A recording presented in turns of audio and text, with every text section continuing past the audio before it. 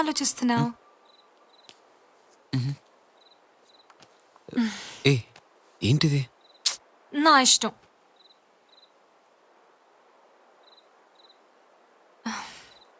నేను అలా అనకుండా ఉండాల్సింది. I'm sorry. పర్లేదు.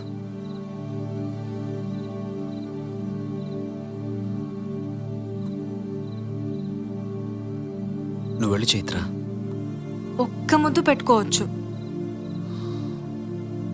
Please Chaitra, I want our first kiss to be very special.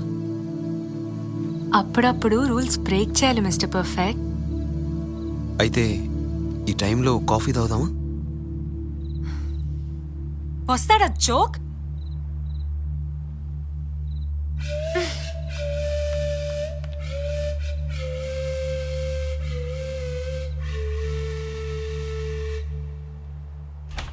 Janaki sir, ఎమ్మెల్యేస్కి ఫ్లాట్స్ యాడ్ చేయమని ఆర్డినెన్స్ వచ్చింది. ఫస్ట్ వాటి సంగతి చూడు. సార్, ఆ స్లమ్ ఫైర్ యాక్సిడెంటల్ గా జరిగింది కాదు సార్. అది ఏమయ్యా, నువ్వు గవర్నమెంట్ కోసం పనిచేస్తున్నావా, స్లమ్స్ లో ఉండే జనాల కోసం పనిచేస్తున్నావా? మర్రి చెట్టును పట్టుకుని వేలాడే భేతాళులాగా ఎప్పుడు చూసినా గుడిసెలు పట్టుకుని వేలాడతావు ఏంటి? అర్థం కాదు. అది కాదు సార్. ఏది కాదయ్యా, ఏది కాదు. అవి అలాగే ఉంటాయి. అవి నువ్వు తెంపలేవు, అవి తెగవు. ఇదిగో, వీటిని ఎంత తొందరగా అర్థం చేసుకుని బయటపడితే నీకంత మంచిది. అండర్స్టాండ్?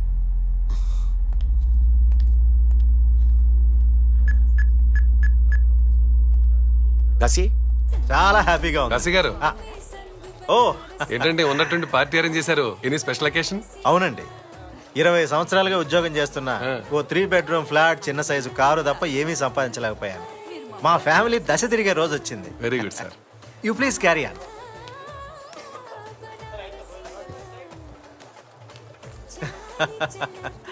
ఓ రామ్, రండి. ప్రమోషన్ వచ్చినందుకు కంగ్రాచులేషన్స్. నాకు ప్రమోషన్ వచ్చినట్టు మీకెలా తెలుసు?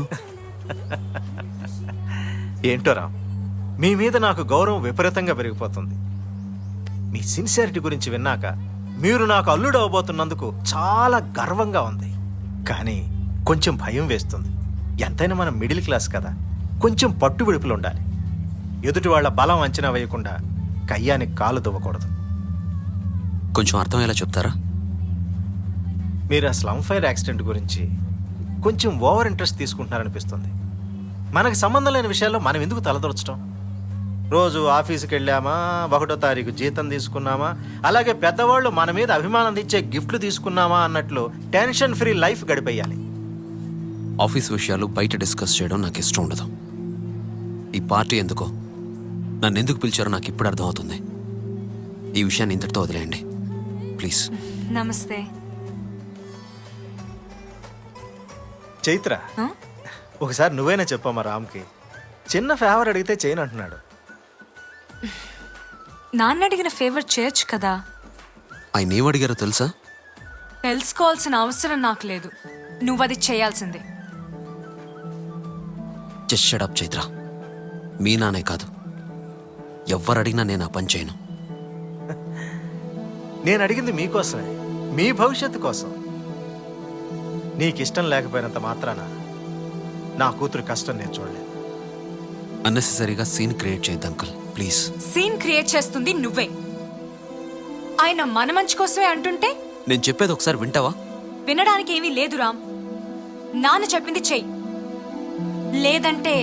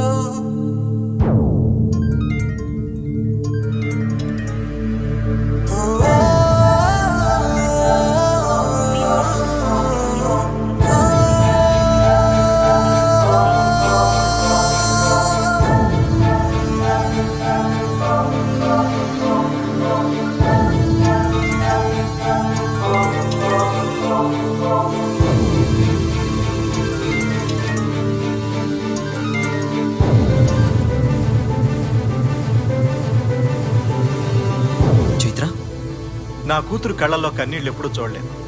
నీ నిజాయితీకి సిన్సియారిటీకో నమస్కారం. మమ్మల్ని వదిలే.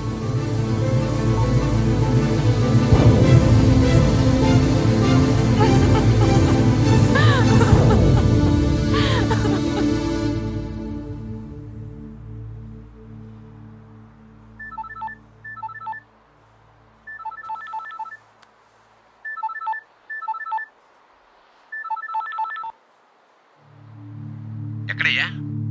అంతా వచ్చేసారు. జానకిరామ్ కూడా జాయిన్ అయితే బాగుంటుంది. ఏమంటావు? రా కమాన్.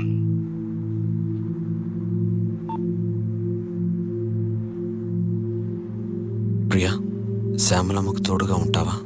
సరే. నేను ఇప్పుడే వస్తాను. ప్రతి ఏడు లక్షలు ఖర్చు పెడుతున్నారు, డబ్బులు లెక్క చేయరు. అక్షయ పాత్ర లాంటి గవర్నమెంట్ జాబ్ ఉండగా లక్షలకు కొదవే ఉందే. అయినా మనం అనుకున్న లక్ష్యం చేరుకోవడానికి అప్పుడప్పుడు ఇలా 1-2 లక్షలు ఖర్చు పెడుతూ ఉండాలి. ఇంతకి మీ లక్ష్యం ఏంటో?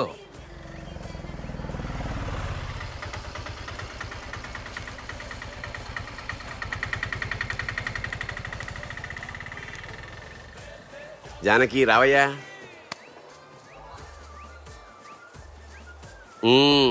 ఏం తీసుకుంటావు? చాలా హాట్గా ఉన్నావు కదా, కూల్ డ్రింక్ తీసుకో. ఇలా కూర్చుని మాట్లాడుకుంటే అలా అయిపోయేదానికి ఎందుకు ఇంత చాదస్తం చెప్పు.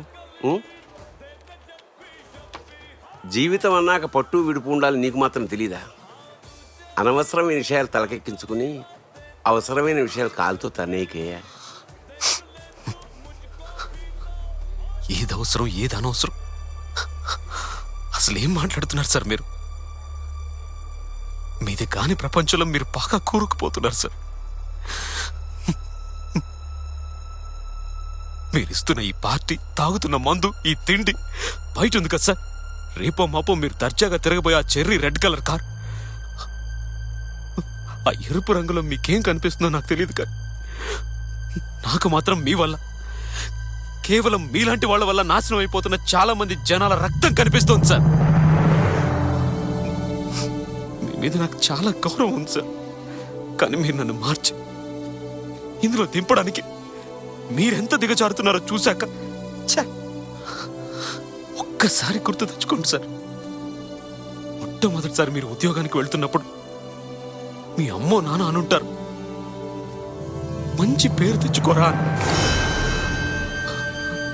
అలాంటి మాటలు మీరే కాదు సార్, ప్రతి ఒక్కరు, ఇక్కడున్న ప్రతి ఒక్కరు గుండెల్లో పెట్టుకుని ఉద్యోగంలో చేరుంటారు. కానీ సుఖంగా బతకాలన్న స్వార్థం కోసం గుండెల్లో ఉన్న మంచికి సమాధి కడుతున్నారు సార్. అరే, నీతిగా న్యాయంగా బతకాలనుకోవడం పెద్ద బూత్ అయిపోయింది సార్ ఈ సమాజంలో. ఎదగాలనుకోవడం, మారాలనుకోవడం తప్పేం కాదండి, కానీ ఈ విధంగా వద్దు సార్. ఇలాంటి మార్పు నాకు వద్దు సార్. ఈ సమాజం ఇంత నీచంగా ఉంటుందని మా నాన్నకి తెలియదండి. ఎప్పుడు నీతి న్యాయం అని కొలబద్దలు పెట్టి మరీ పెంచాడు.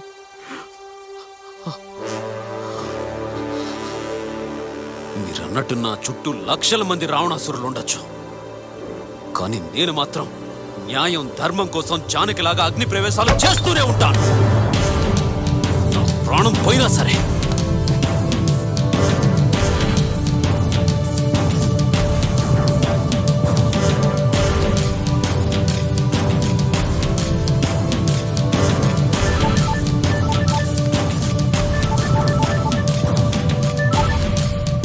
హలో, నేను ప్రియని. చిన్న స్పృహలోకి వచ్చాడండి, మీతో ఏదో చెప్పాలంటున్నాడు.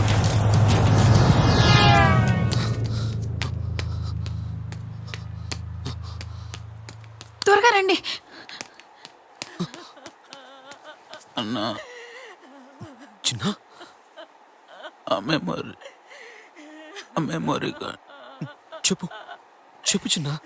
ఆ మెమొరీ కార్డ్ బాబు, చిన్న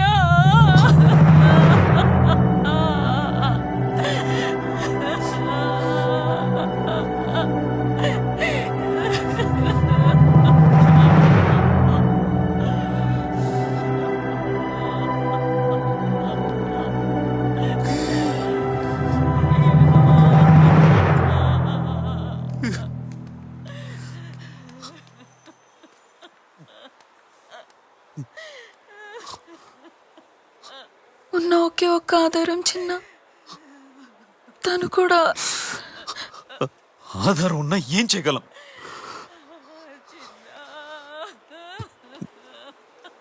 ఇంకా ఎంతమంది? దీన్ని ఆపాల్సిందే.